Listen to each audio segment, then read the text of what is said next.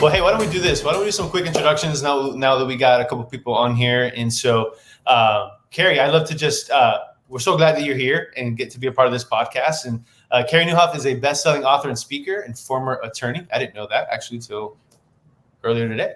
But he hosts one of today's most influential leadership podcasts. His podcast, blog, and online content for leaders are accessed over a million times each month. And he speaks to leaders around the world about leadership, change, and personal growth.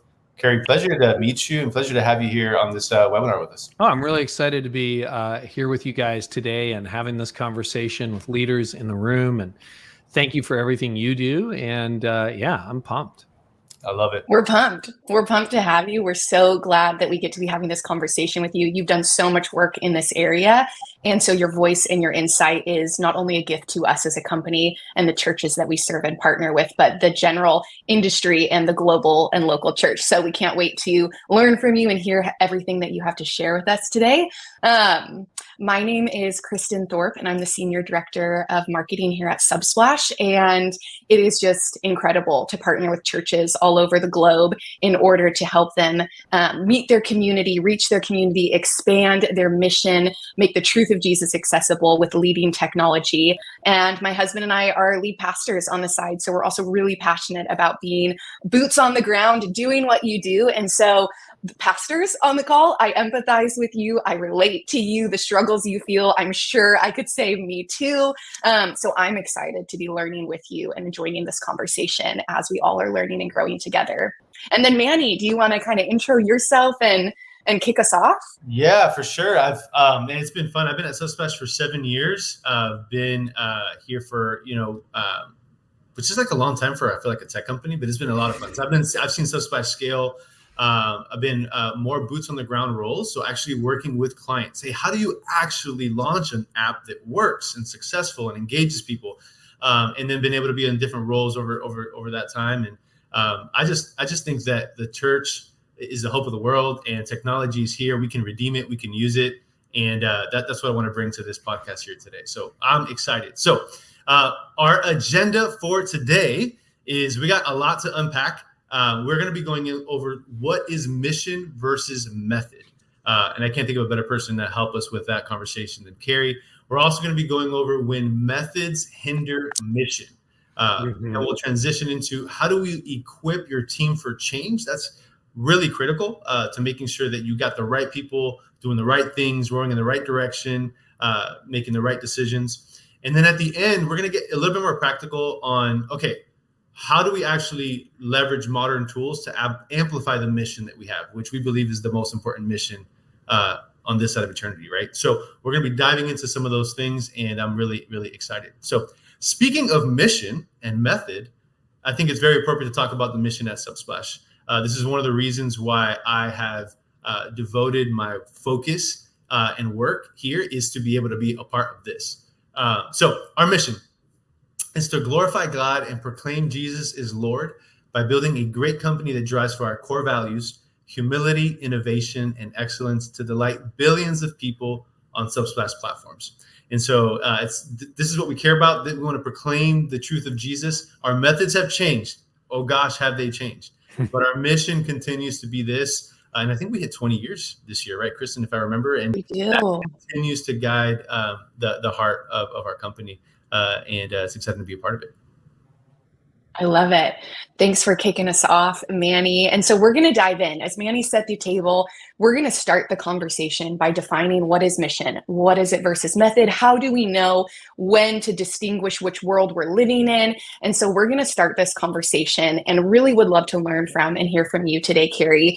When we think of this concept, mission versus methods, how do we distinguish the difference between mission and method?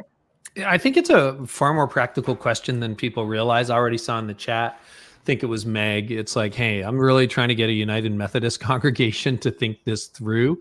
And, the longer you've been at leadership, the harder it is to disentangle it. In a church plant, you're pretty easy. It's like mission, methods. Oh, we'll change it again next week, because this didn't work, or the setup didn't work, or the video didn't fire, or whatever. So your methods are always changing. But the vast majority of church leaders struggle with this. And the reason they struggle with it is it's really easy. And the longer your church has been around, harder it is to tell the difference between a mission and a method. So real simple, the mission's sacred. It's the thing that Jesus gave us 2,000 years ago, where he said, go and make disciples. And if you look at church history, if we were to all be teleported in time back to the first century tomorrow, and we went to a church service, you wouldn't recognize it. You're going to meet in somebody's home before dawn, before you go to work. You're going to worship. You're probably going to celebrate communion or the Eucharist or whatever you want to call it. We just elected a new pope. I guess the wider church. His name was Peter back then, and he was just walking around in robes and a sandal. And there was no Vatican. There was no Sistine Chapel. There was no Protestant Reformation. The hymns were Jewish hymns, and it was very grassroots. And then, of course, Constantine comes along, and it becomes the official Roman Empire religion. That changes. A lot of pagan priests convert to Christianity. Then you have the Protestant Reformation. I'm doing 2,000 years of history really quickly. So if you look at it this way, what's the same?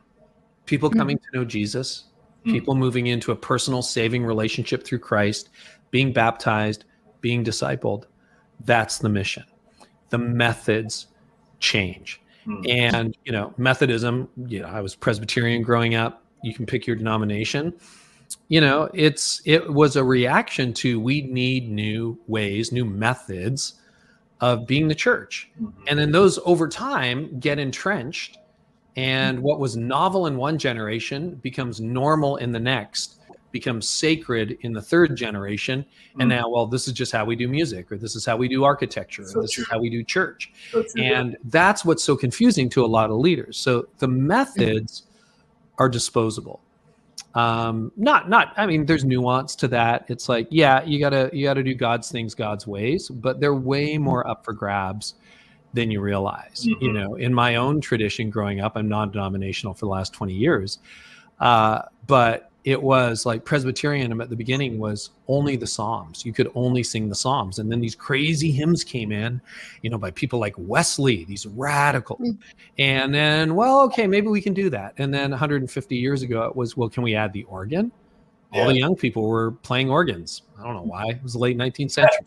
Well, that was the devil's instrument. And then, in our generation, it became drums and music and bands, all that. So, one is sacred, never changes. The methods, every generation. It was Thomas Jefferson who said, every generation needs a new revolution. And, it's an interesting quote. So that's how I would define it. Would you guys nuance it any differently? Yeah, I love what you said. I think, the important thing is you got to be able to contrast the difference and define the difference, right? Like if you're looking at a method and you feel, you realize that it's actually not the mission, that I feel like there's a clear line there in regards to what is it that we're actually supposed to do and what methods can help us do that, right? Yeah. There's two phrases that come up. Holly, thanks for your comment. We'll change it again next week. Were you listening in on our conversations? Actually, yes, I was. We had devices everywhere. No, I wasn't. But there are two phrases that are going to show up. One's going to show up in a traditional church, and one's going to show up in a more modern, non-denominational church. In a traditional church, it's going to be, that's the way we always have done it. That's a method. And in a newer church, it's going to be, but that's how we do it. This is our formula for music. This is our formula for preaching. This is our formula for campus launches. This is our formula for. And, maybe it's been very successful. Maybe you're on a lot of momentum right now, but 5 years from now, 3 years from now, you're probably going to have to rethink it. It's not going to work the way it worked for you when you launched in 2024. So the two phrases are, that's the way we've always done it, or in a more modern setting, no, this is the way we do it. I love that. And I know we have a lot to get into, but I will say, I love that you're identifying that we all have methods. Even if you think you're an innovative church, your innovation could become a method. Yeah. 18 months after you've launched, you now face method questions. Yeah. I love this dialogue and conversation too, because Carey, even in you recapping church history, all the way down to common phrases, new versus, more established churches might be using, the common theme in that is time and time cycles, and how time can be the thing that reveals to us what's working, but it can also be what maybe could send us on a cycle to hinder the mission because we're so attached to our methods. And I love this concept from the Unstuck group, that they kind of share that every church goes through a 7-year life cycle, that every 7 years churches will face this kind of continuum or this, uphill climb, reach the peak, and then kind of teeter down. And if you guys can see on this graph, they show that you enter into that launch phase. Then you kind of hit that momentum growth. Then you hit the strategic growth. Then you're at the sustained health, which is where lots of churches, probably carry to what you were saying, start saying, this is how we've done it.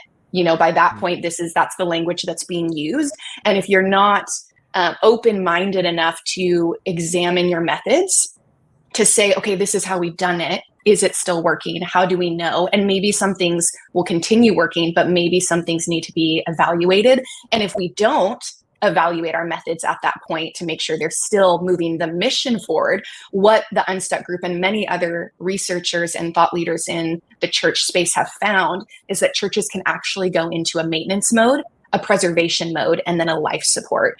Essentially, this church is now just sustaining and staying alive with the group that it has, and maybe not moving the mission forward the way that Carey, you outlined, even from a gospel-centric, go to the ends of the earth, call that we've been given. And so I'd love to hear from you, Carey. You kind of outlined through church history and what you've seen in just even different stages of churches based on age. What are one of the main areas and places that church leaders can tend to get stuck that would maybe make it more challenging to move from sustained health back into that momentum and strategic growth phase again? Yeah, first of all, I really miss Tony Morgan, man, his untimely passing last year. But Amy Anderson and the Unstuck group are continuing to do great work. And I love this chart. And I wait for those Unstuck reports every quarter.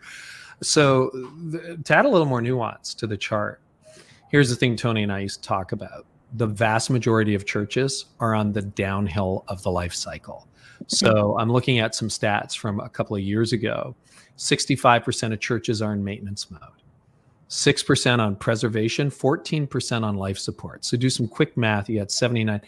85% of churches are stuck in their methods and are sacrificing their mission. And to your question, Christian, the problem is you find for those of you who have launched churches or revitalized churches, here's the challenge. You worked so hard, you're exhausted, you survived, you got through it, you found your formula, and you're like, oh, this works, great. And it worked for a year or 2 years or whatever.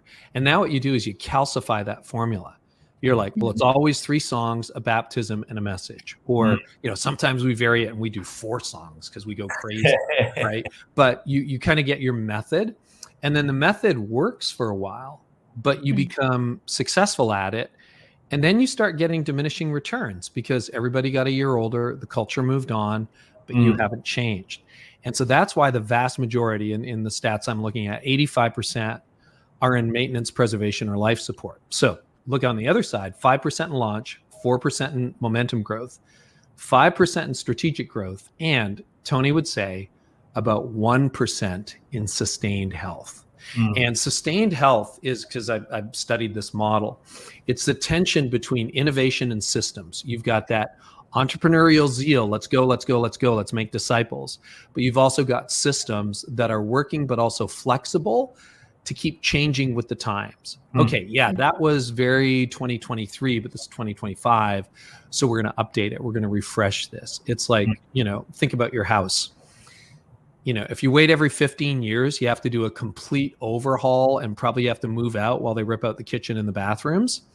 If you're refreshing as you go, this summer we'll do some fresh paint. Next year, we're going to put a new deck on. Year after that, we're going to change out the faucets or the hardware or whatever it is. If you're doing that ongoing maintenance, it's going to be less of that. So you're tweaking your method to preserve the mission. But if you really look at the church in America, up to 10,000 churches close every year. We're planting 3,000 to 4,000 churches. So the backside of that life cycle is outpacing the healthy side. So what we need, the good news is, if you're in maintenance, It is hard work, but you can get back to momentum growth, strategic growth. If you're in preservation or life support, preservation's really difficult. Life support, we serve a God of resurrection, but man, it's really, really hard. So if you're in that maintenance mode, another thinker, Les McEwen, he calls it treadmill. You're just kind of bureaucracy. This is the way we've always done it. You've got to shake it up because the entrepreneurs are going to leave. The early adopters are going to leave. So, and Larry, you're asking, is it possible that the 7-year cycle is accelerating these days? Yeah, I think post-COVID, quite possibly. Yeah. Great question. So you got to really just assess, where are you at? And if you're not shaking things up, you might be in maintenance mode. Yeah.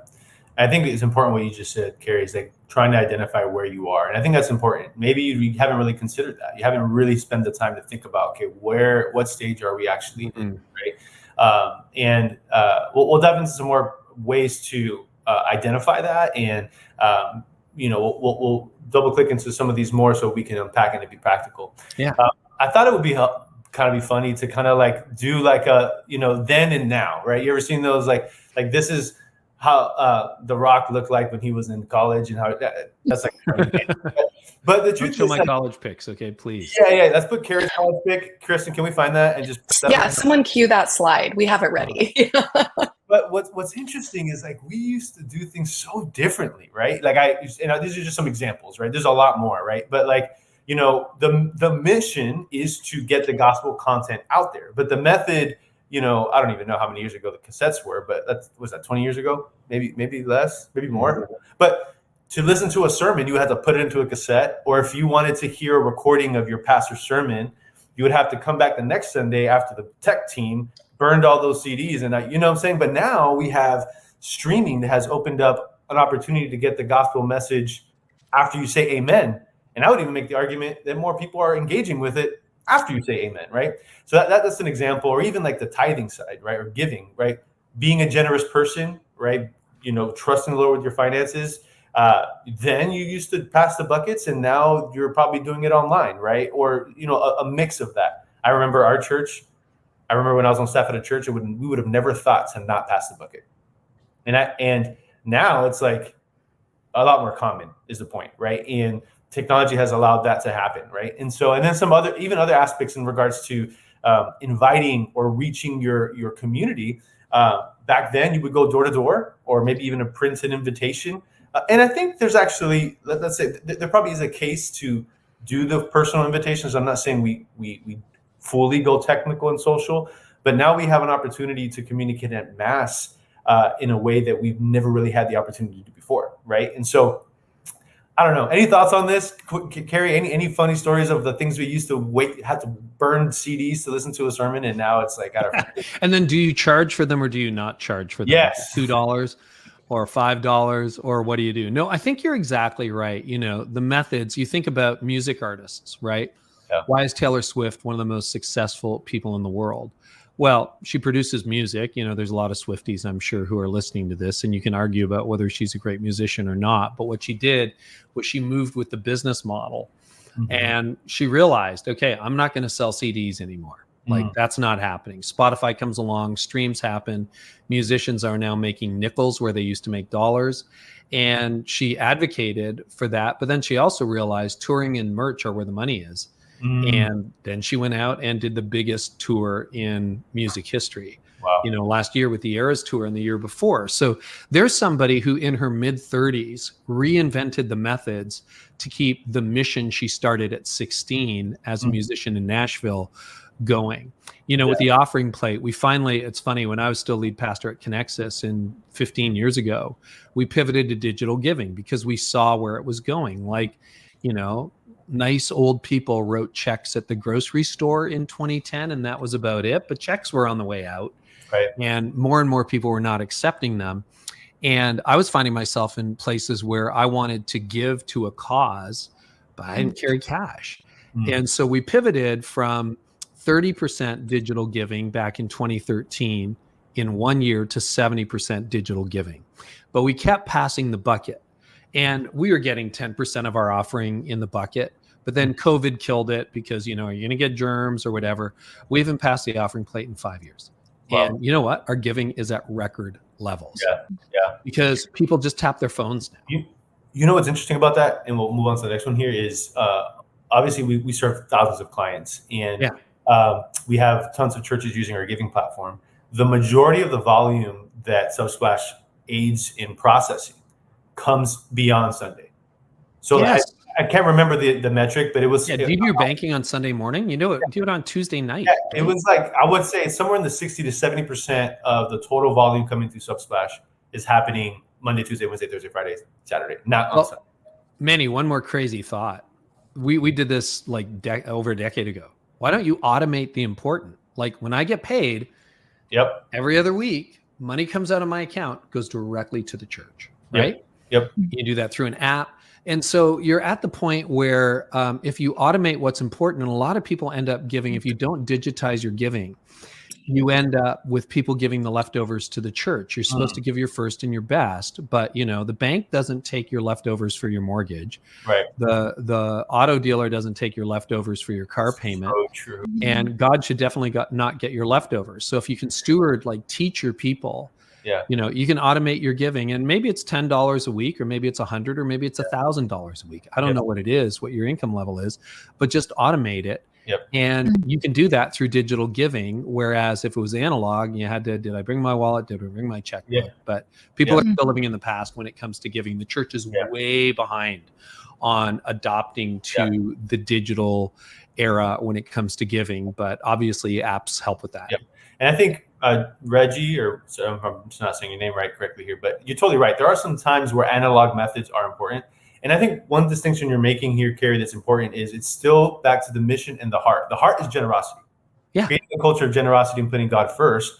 Technology allows you to maybe do that in a way where you don't give the leftovers. I think I'm more generous when I automate it, and it's the best antidote to greed because I impulse shop too. 100%. Sometimes those pockets are burning and you want to spend it. And I love what you said a few minutes ago, Carey, because I think this dialogue that we're having is so profound, because you said I'll find myself in moments where I want to give. There'll be a cause that I want to support. And the beautiful thing and the incredible thing about being willing to change our methods to meet people where they're at is that it creates greater opportunity for connection to our mission. And so that's the cool thing about hearing all these examples, hearing these stories, is that when we can be flexible as pastors and leaders to say, let's try our methods and adapt them to help maybe connect to people in the way they're connecting to other things in culture, it opens up an incredible opportunity for us to create more opportunities for people to partner with our mission, so our mission doesn't get left behind because our methods aren't progressing. I agree with that, Kristen. The other thing too is, to those causes, and I could name a dozen of them where I'm like, oh, I really want to give to this. If there's friction where I don't have the app, there's no QR code, it's like, oh, I'll do that when I get home. It doesn't happen. Because I haven't got the website, I haven't got this. And then, the emotion kind of fades, and then the donation doesn't happen. And so you've got to give people, and people carry this everywhere. So, as long as it's on your phone and it's easy and accessible and strategic, you can do it in the moment. Now, obviously, with your regular core people, you want them to give more thoughtfully and prayerfully than impulsively. But, for your first time people, if you make it difficult for them to give, it just makes it harder for them to take that step. And when the wallet, we know this as pastors, I think I can say this here, when the wallet gets saved, people get saved. Like, you know what I mean? When you're putting your money where your faith is, that's when you're actually saying, no, Jesus, this is a life-changing decision. This is going to change my life. It's going to change how I steward what you got me. This is a discipleship thing as much as it's about what your budget is next year.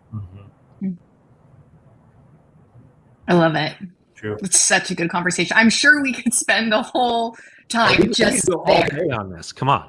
I know. So, Chris, I'm going to hand it over to you on this next section on when methods hinder mission. And this one over to you.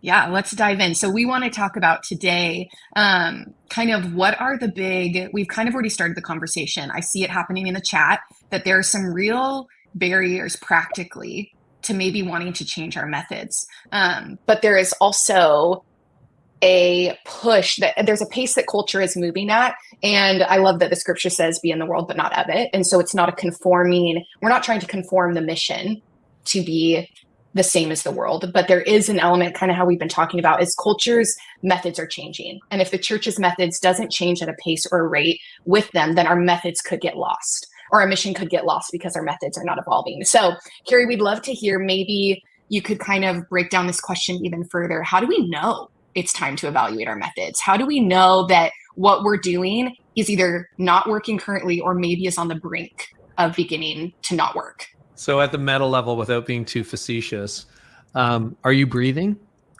You should be reevaluating your methods. Even if you're that new church plant, culture is changing so quickly. It should be a continual thing. Can I give you an example from what I do? So I got into what I'm doing right now, helping church leaders on webinars like this over a decade ago, and I started blogging. Well, blogs aren't quite dead, but they are on life support. And so what we've been doing over the last few years is pivoting almost entirely to video and YouTube. Do I like it as much? No. Is it more work? Yes. Would I rather write than record a video? I would rather write than record a video. But the point isn't, like, there used to be a blog roll back in the good old days, and you just read blogs every morning and everything. And, you know, if your name is Seth Godin, great, write your blog every day. Go ahead. But we've had to pivot our strategy so many different times, because my mission is not to write a blog. We still have a blog. It's alive. My mission is to equip leaders and help them thrive in life and leadership. So I've had to reinvent social media methods. We were talking about this. I've been working on the studio for over a year now, just to get it tweaked and optimized for where I want it to be. That's great. The answer is, if you're breathing, you should be reevaluating your methods. We're going to talk about AI in a few minutes. That is changing so quickly.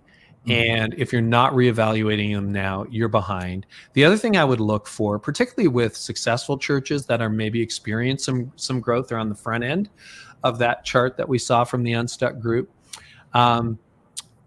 there's something called the sigmoid curve. And what happens is even the most effective organizations eventually stall out. You look at Microsoft over the last 40 years. Microsoft had a big growth surge, then it was passe, and now it's doing quite well in the age of AI. Apple's had similar life cycles, but what they have to do is they have to reinvent themselves before they break. And the sigmoid curve says what you should do is when you're still successful and growing, is introduce disruption into your system. Start changing your methods early before they break. And you might take a little dip. I said, I saw somebody who said, we eliminated the offering plate. We saw a little dip. Good. You're on the sigmoid curve. And what you're doing is you're training your congregation to live in the digital age. What you should see over time is you should see a rise, and then that rise will take you further than if you stuck to the old methods. So even if you're successful, you should be challenging it.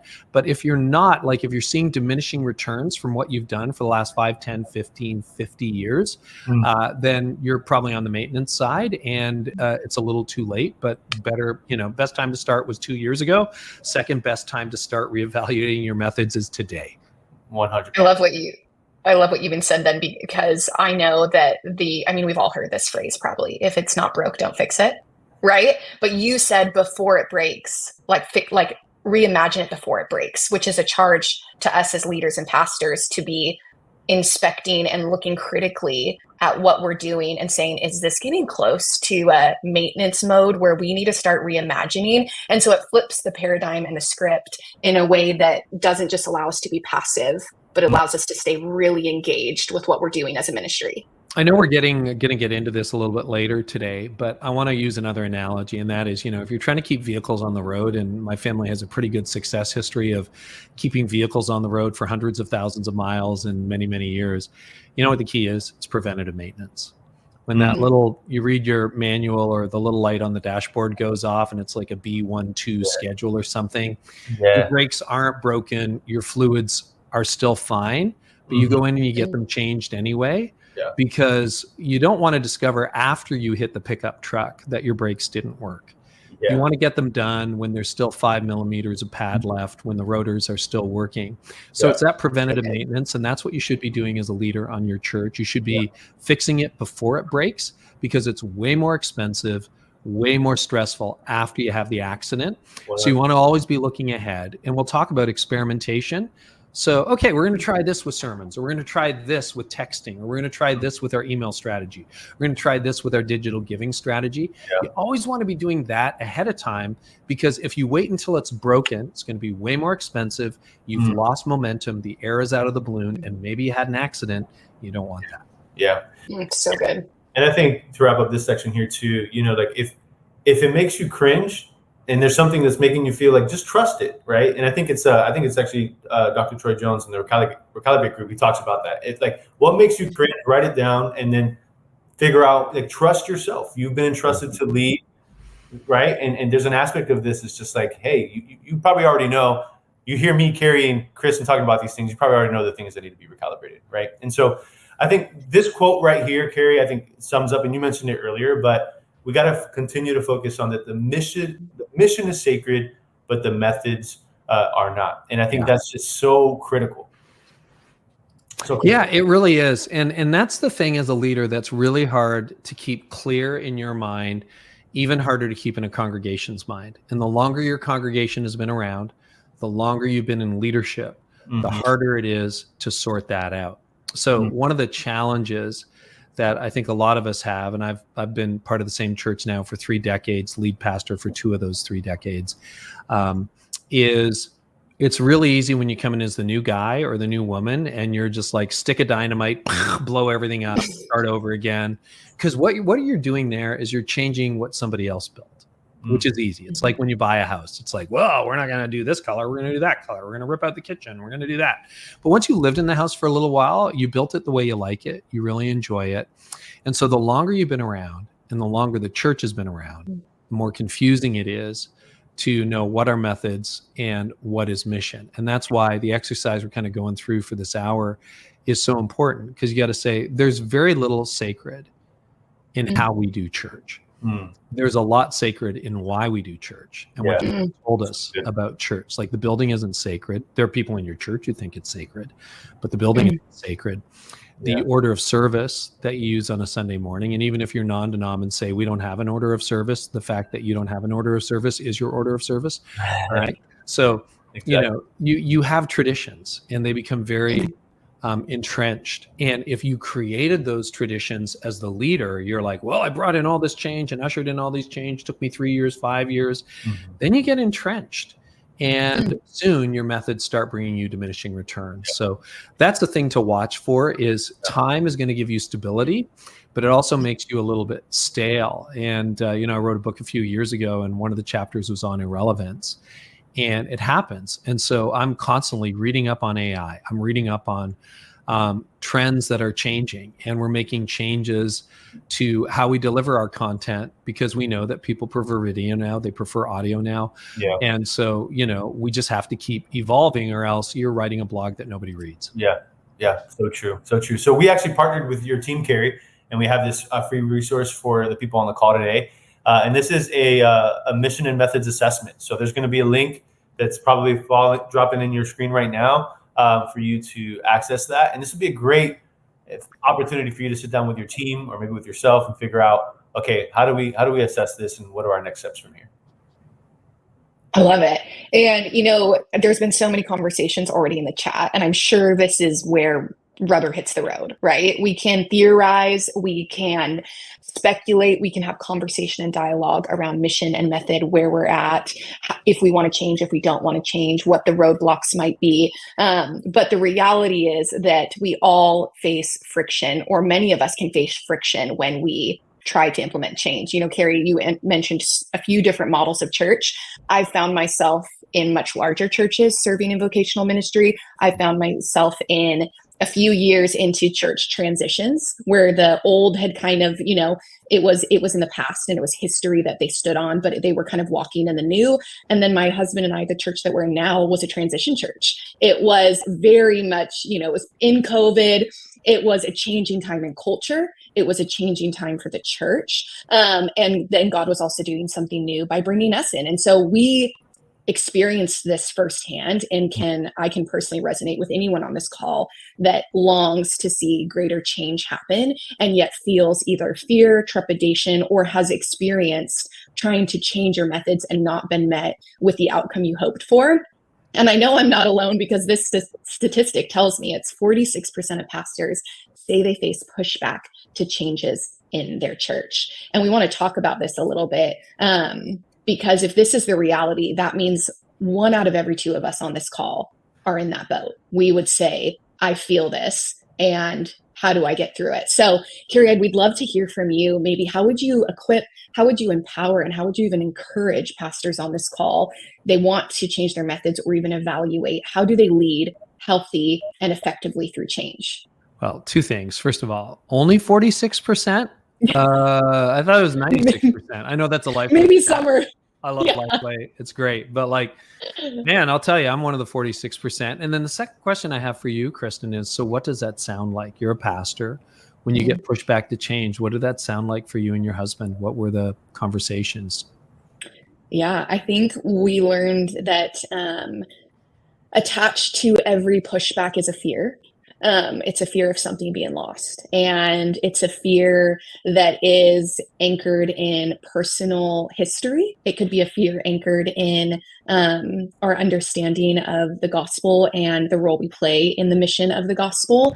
And it revealed how much more pastoral care is really needed in implementing change in order to effectively, we learned pretty quick, if we can kind of anticipate what might those fears be, what if we say we want to change this, what some of the pushback we anticipate we're going to have, and if we can, as best as we can in our human flesh with our faults and imperfections, get in front of that and speak to the person, to the heart, to the, hey, we understand, we know that this might feel like X.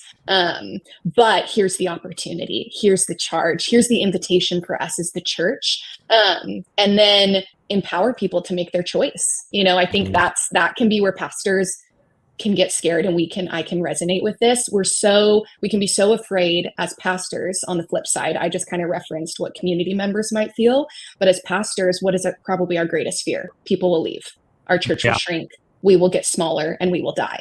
And so we can get in our way of not implementing change because we're afraid that people will be afraid, and it will lead to diminishing returns, as you mentioned, people leaving. And so it's this kind of dance between, God, what have you called us to do? And how do we move that mission forward unapologetically while meeting people where they're at with empathy and compassion? And if you can do that well, I've seen it not go well, personal experience, but I've also seen God really be in it and bless the outcome. You know what? That's so well articulated. And thank you for sharing that. I know I kind of put you on the spot there, Kristen, but yeah, that's a pastor's heart. You know, Glenn said change equals grief. And I think there's a lot of truth to that.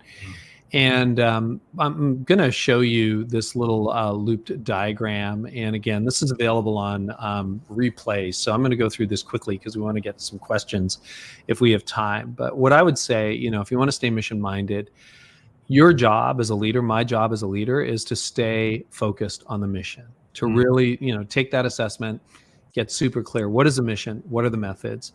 Second, humility. It's one thing to stand up there and go, all right, people, this is what we're going to do, and this is where we're going to go, and be the, you know, big man on campus, big woman on campus.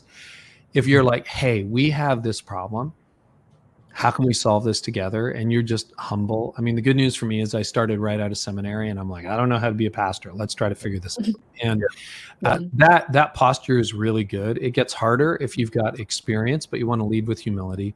Yeah. You want to build trust because you're going to have to cash in a lot of chips. Yes. And I was reading some Tim Keller yesterday, and Keller was saying, you know, in a small church, your pastoring gives you authority to preach. And he says in a big city like New York, your preaching gives you the authority to pastor. But if you just spend time with people, particularly if you're transitioning a church and you love them and you're there for them, they trust you and they're like, okay, I think you're trustworthy. I'll go with you. And then you say, okay, let's reevaluate our methods. If we want to build, and this is the line I used, a church that our kids and grandkids want to attend, because everybody was older than me when I started. And it's like, what would that look like? Well, we're not going to do preaching this way. We're not going to do music this way. We're going to do this. We're going to do that. And then we set up a 3 to 5 year timeline to implement the changes.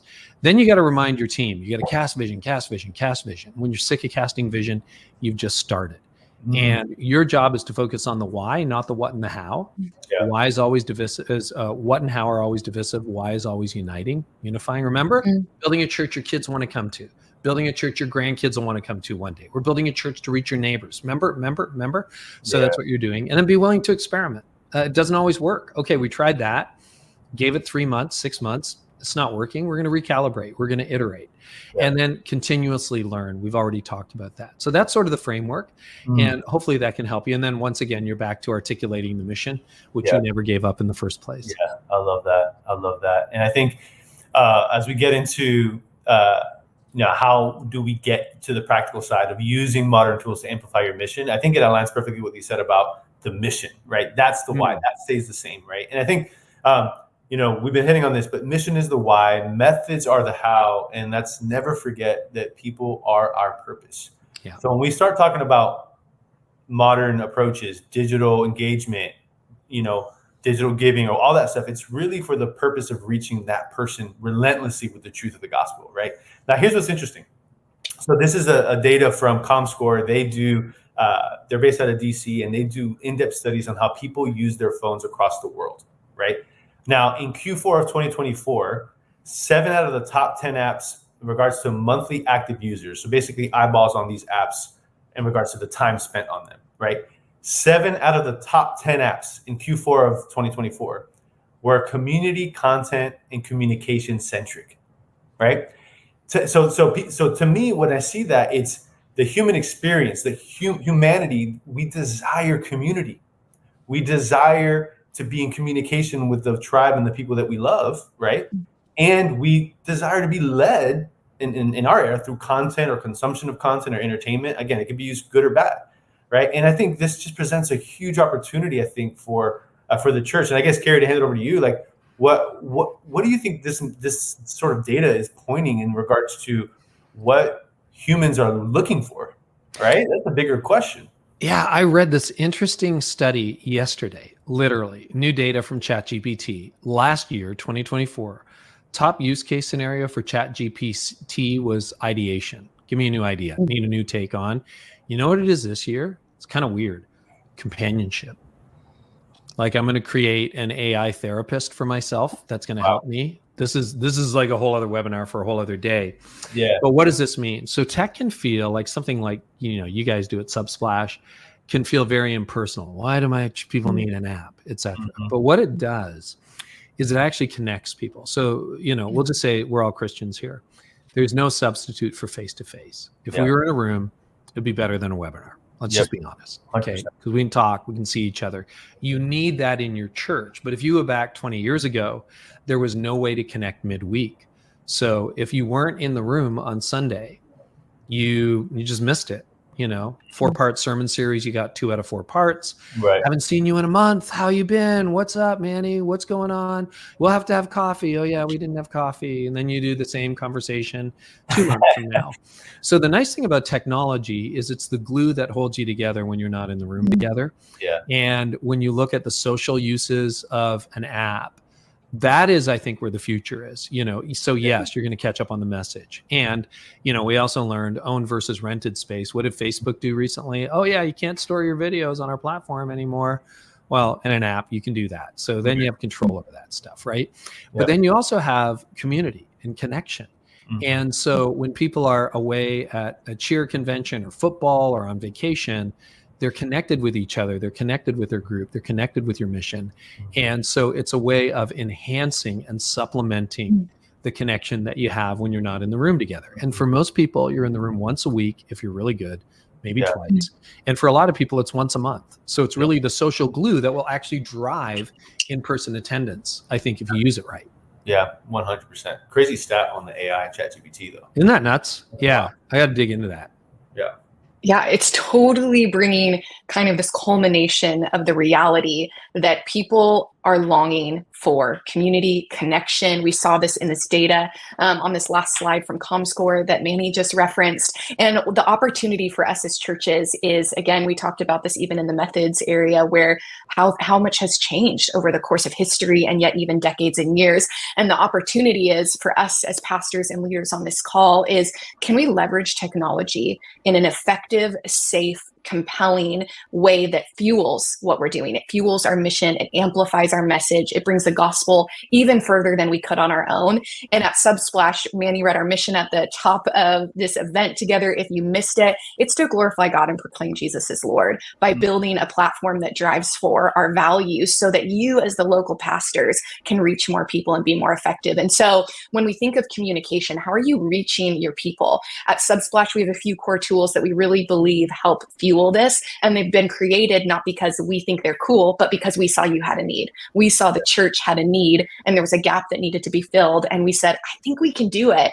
And so, you know, you referenced mobile apps, Carey. We have websites. They say that, you know, websites are your front door. It's where people are discovering your church. I cannot tell you the amount of times as a pastor I've had someone say, we watched on live stream and we just need to rip off the Band-Aid and come in person. But that's how they found us. So they watched months before they ever even attended our church. And then messaging. Text threads, you know, you've got your Android users, your iPhone users, they don't always work right. And so what if you had people? Yeah. Oh, let's not even start that divide. But what if you had a hub, one place where everything for your church, that own space that you talked about, Carey, no distractions, no competition, but your church could go to engage with not only the content that you're producing, but also one another. And then you spend so much time putting together your messages, thinking about, God, what is the Holy Spirit? What does God want to impart into our community this week? And it is a whole nother layer to think about how you're going to distribute that, let's be honest, a lot of us don't have the brain capacity for, let alone the time. And so what if there was a platform that with just one button, you could upload your message and it would go to your app, your website. It would populate to Facebook and YouTube. And then you could live stream even before that. And then when you're done with Pulpit AI is our AI platform, you could upload your message and it would create social clips. It would create email newsletters. It would create summaries of the message. It would create discussion guides for your groups. And you no longer had to invest the time that those things would take. And then move to community. How do you store and know who's engaging, where they're at in their faith, who's attending your church, how they're participating, creating groups that connect people beyond how you talked about, Carey, beyond Sunday, and then events connecting people to the life of your church so that they can go deeper in their faith in a frictionless way. And so these are just a few of the things here at Subsplash that we're extremely passionate about, equipping pastors like you. And Manny, I know you want to read this quote and it's so good, but this is our heart for you guys today on this call. At the end of the day, this is a quote from Michael Whittle, our VP of AI here at Subsplash, but we believe the voice of the local pastor is the single most important voice in our culture today. And however we can help you amplify that in a gospel-centered way, let's do it. Let's figure out how we can go out there and fulfill the mission, change our methods up, and figure out what we can do from there. So, but Carey, any final thoughts here? And then we're going to get into some call to actions and then no, I saw in the chat too, people are like, my congregation thinks there's too many apps. So yeah, I get that. There's a million apps. There's a million podcasts out there too. I'm a podcaster, right? So here's a little story for you. I got a new smoker. I'm really into like smoked meat. Okay. I saw and this. It comes with an app. It's called RecTech, by the way. So I don't have to answer that in the chat. You know what? When I'm smoking meat, there's only one app I'm interested in, and that's the RecTech app. Because I can run my smoker off of that app. Now, you can get a Traeger, you can get a Yoder, you can get all kinds of, I don't care about those. I care about the smoker I have. And I think the same is true of your church. If you train your church, it's like, no, this is our app. This is not like Subsplash. This is our church's app, happens powered by Subsplash, right? So it's a question of, because there are a million apps and they're following 500 people on Instagram, of whom you're one. When you get dedicated space and you have an app that's devoted to your church and it actually works, as opposed to something you put together in your garage with a 19-year-old, and has support and it's seamless, then you train your church to use it. I'm going to get back on my bike this weekend, and I use the Strava app. That's the only app I use for my cycling. And so I think people do have that ability to focus if you have an app that works, as opposed to, hey, we baked this up and hopefully it doesn't work. Okay. That's not what you want. So that's where I think a professional app really helps. Yep. I agree. All right. So a couple of things here. Hey, we're so glad you're here. We're going to do some questions at the end, maybe one or two really quickly. But for those that are on this webinar, you can actually save $500 when you get started with Subsplash through the link that's probably dropping in front of your screen. We'd love to follow up and connect with you. That's a special promotion we're doing for those that join this awesome webinar with Carey. So, Kristen, over to you. Yep, and we want to at least get one question out of you, Carey. And so I'm just going to toss this out. No, it's so good. The conversation is so wonderful. But we also want to toss out that we do a lot of work with Barna. Maybe you're familiar with Barna, but we're actually hosting next week a roundtable conversation to hear from you. Maybe if you're on this call and you're a lead pastor, exec pastor, or maybe even a discipleship pastor for adults, we'd love to invite you to click this QR or take a picture of the QR code or click the link that's dropping in the chat and register to join us, because we'd love to learn from you and hear what insight you could bring into the current discipleship trends that you're seeing in your church currently.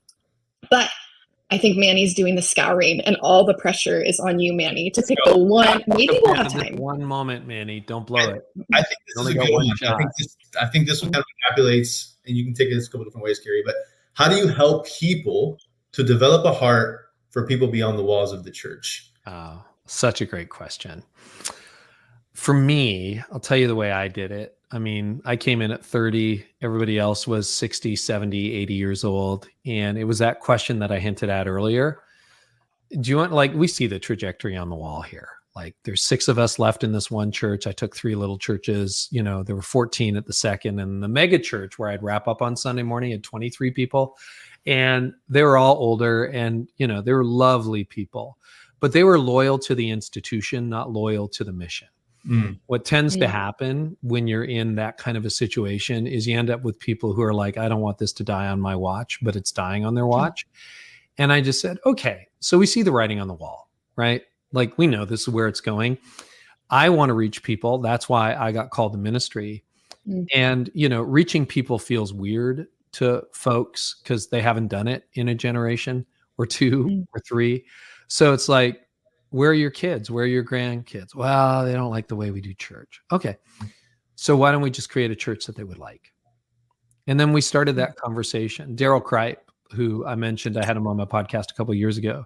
He said, just find one person you actually care about eternally and build into that one person. And then you design the church around trying to help that person come to Jesus. And that is going to, rather than saying, and we need to change the music, we need to change this, we need to change that. If you do that and you realize, well, this person's living in 2025, we might be living in 1985 or 2005 or 2014, but this person's living in 2025. We want to reach them. Maybe it's a Gen Z and they're lonely and isolated and confused. And so let's just create the methods that really meet the needs that this person has. And that will really help bring your church into the future. Probably have time for one more if you have another. I'm actually going to go off the cuff here because I have a question I want to ask you. Okay? From your perspective, talking to churches leaders, what do you think is the biggest modern tool coming up in the next 2 to 3 years, or even right now, that we really should be seriously figuring out what our method and mission is around? You guys are on it, but AI. Okay. AI. I listen to a lot of AI podcasts. I mean, there's a picture of New York City in 1903. We don't have it in the slide deck, but 1903 and then in 1913, it's the same intersection in Manhattan. And in 1903, it's all horse and buggies and pedestrians with 2 cars. And in 1913, it's all cars with 2 horse and buggies. That's a decade. So imagine living in that decade from 1903 to 1913. Everything changed. We're in that moment right now. And when you think about the use case for AI now being companionship. So, not to make this a rated R webinar, but some of that is sexual companionship. Some of that is AI companionship. Some of that is relational companionship. Jonathan Haidt's been talking about the impact of social media on the next generation. I think if that is where AI is going, and again, they're good. It's not like, oh, AI is bad, AI is good. AI is here. Seth Godin says it's like electricity. You know, you didn't wake up today going, oh, how's the electricity? You just turned on your lights, you turned on your stove, you made some eggs, you brewed your coffee, and you started your car, which also has a battery in it, right? So AI is electricity. It's just here, and it's going to be everywhere, and it's going to power everything. It already is powering everything. But the human use case scenario probably is going to accelerate the loneliness and the isolation and depression that social media inaugurated. Now, so good, so true. If the church isn't posed to deal with that, I don't know what we're good at. But nobody should be able to out community the local church. So I think we need to get on that and to understand it and cooperate with it, and then try to figure out how to shepherd your people through it. I think is going to be a big challenge in the next 2 to 3 years. Yeah, that's a whole other podcast, another webinar for one other. Yeah, exactly. I don't know, Manny. What do you think? Yeah. Well, look, I'll say this. I think as believers, this is not our world, but we've been entrusted to use it for good. And just like with any tool, you can either reject it or you could redeem it. And I think that I don't think AI, and this is my perspective, people might disagree, is evil in nature. I think we have the ability to use a tool like that to have a kingdom impact, not just at the individual level, but also using at the church as a whole. So I think there's a lot of opportunity there. Yeah. Man, I couldn't agree more. And I could probably give my whole morning, afternoon to this conversation, even just to sit and learn from you and glean your wisdom and experience, Carey. So on behalf of Subsplash, Manny and I, everyone on this webinar, thank you so much for taking the time out of your day to be with us, to have a conversation with us. It was truly wonderful and enlightening. And I hope everyone on this call is leaving better, more equipped, and feeling more empowered. My pleasure. Can I leave people with one takeaway before we go? Absolutely. Here's a challenge. It's scary. Take a step. Do something. You learn something. Do something. Whether that's sign up for a trial, whether that's have a conversation that's uncomfortable, whether it's take the assessment. What is your action step? Stepping out of this. And then just do something tangible. Because guess what we do as theologians and as church leaders? We accumulate lots of information. But action creates traction. And if you want to break the cycle of being stuck in maintenance or preservation or life support, the key is to actually do something tangible. And maybe you can't eat the whole watermelon, but you can take a bite. And what is that first bite? What does that look like? So write that down before you hang up and then take that step. That's awesome. That's so good. Thank you, Carey. Again, it was an honor and a privilege to be talking with you today. And to all those on the call, we will be sharing out a recording. So if you want to look back or revisit any of this conversation, it will be available to you. But we hope you have an incredible day. We are praying for your churches, your ministries, that you would be empowered and that the mission God has entrusted you with would continue to move forward. So we hope you have a great afternoon, and thanks for joining us. Take care.